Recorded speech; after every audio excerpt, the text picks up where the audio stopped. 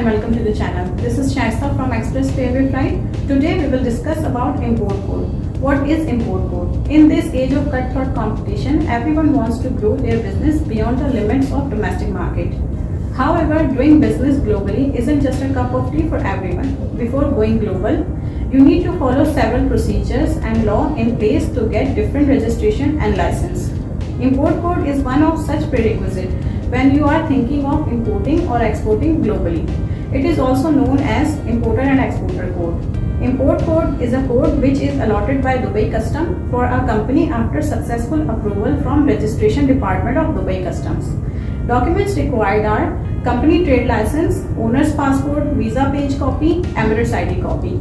As you get the import code, you are able to do import from all over the world according to your license activity, which is mentioned in your trade license. You can utilize our services for registration of import code in a seamless manner. If you have any questions, please feel free to contact us. I will leave our contact details in the description box. Thank you.